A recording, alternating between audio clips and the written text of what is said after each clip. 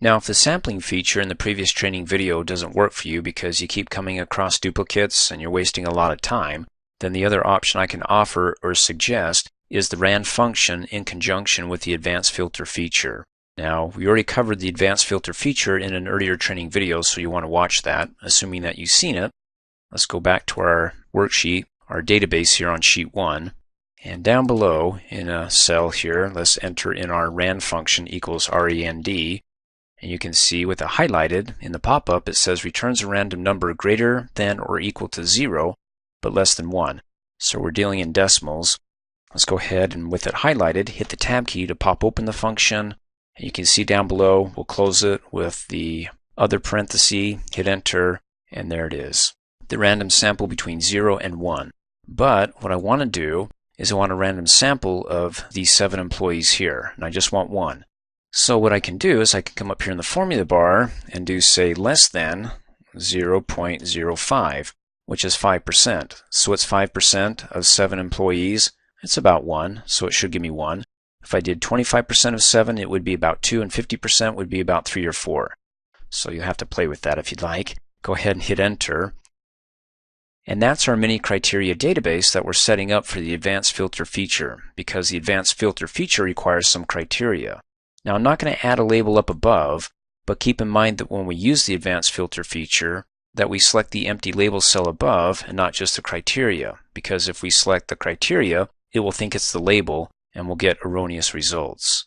So let's go ahead and go to another cell here and come up here, click on the Data tab, go to the Sort and Filter group, and do the advanced filter feature. Click on it.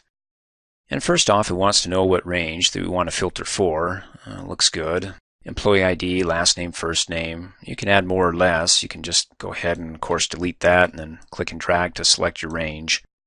Criteria, let's go ahead and delete that. Click on the collapsible dialog box button. And remember, we got to choose the label above even though it's empty.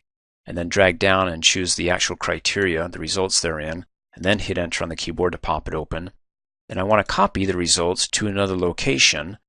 Let me go ahead and clear the contents there and say it's going to be right here. Now, of course, it's going to bring in more than just the ID. So as it brings in more, it'll go ahead and expand, but it'll start in that cell. And then go ahead and click Okie dokie.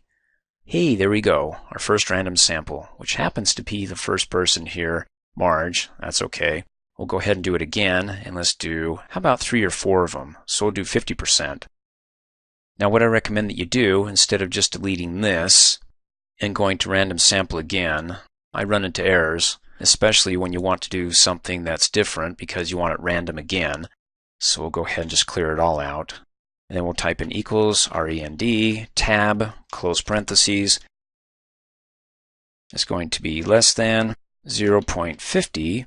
And then hit enter, and then let's go ahead and come over here, come back up here on the Data tab, the Sort and Filter group, click Advanced. It's got everything that we need here, but we want to copy to another location. And of course we've got our criteria range, which is the same range, good. Copy, well, let's go ahead and clear it, select the cell, click Okie dokie, and okay, so we got 101, 111, then it skipped 214, went down to 441, then it skipped 448, got 500. Sweet. Works for me.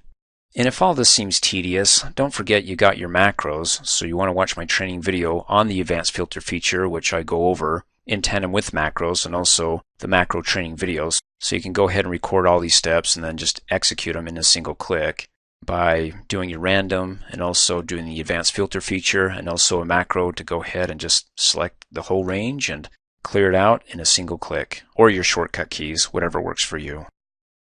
Thanks for watching. Hey, as a quick reminder, if you like my video, please give it a thumbs up. You can also click on me and subscribe to my channel to get notified of the latest videos. And for great specials on my products, please see the description below this video.